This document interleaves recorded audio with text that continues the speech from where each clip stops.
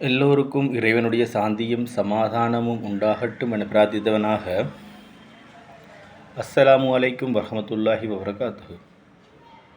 இந்த உலகத்திலேயே ஒரு மனுஷனுக்கு கஷ்டமான காரியம் என்ன அப்படி சொன்னால் நாம் நினைப்போம், இந்த உலகத்திலேயே கஷ்டமான காரியம் என்ன?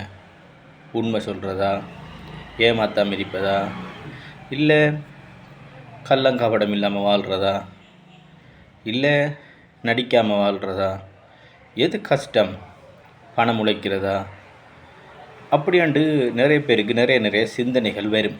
ஆனால் உண்மையிலேயே உலகத்திலேயே எது கஷ்டமான காரியமோ அதுதான் மிகவும் இலகுவான காரியமும் கூட. இப்போ எது அது அப்படின்ட்டு சொன்னால், எந்த ஒரு விடயத்தையும் முதலில்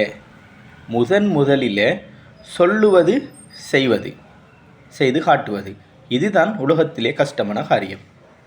உதாரணமாக, தோமஸ் ஆல்வா எடிசன் மின்குமிழை கண்டுபிடிச்சார் இல்லையா? அவர் எத்தனையோ ஆயிரம் தோல்விக்கு பிறகு தான் அந்த மின்குமிழை கண்டுபிடிச்சார். முதலாக கண்டுபிடிச்சார்.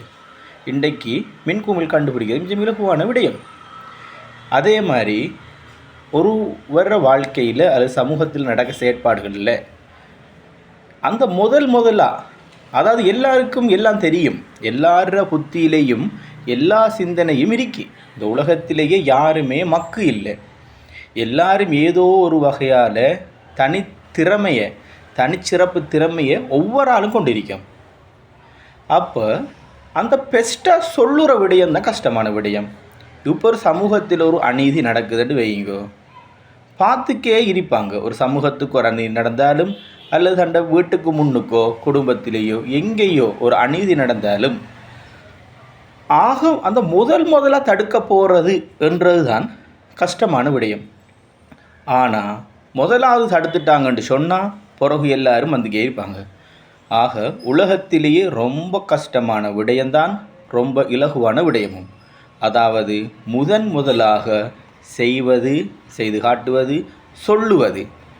அப்படி செஞ்சிட்டா அதுக்கு பிறகு எல்லாருமே அதை ஃபாலோ பண்ணுவாங்க, சிந்திப்பாங்க, செய்வாங்க. அது இலகுவான காரியமாக இருக்கும். அஸ்ஸலாமு அலைக்கும் வரஹ்மத்துல்லாஹி வபரகாத்துஹு.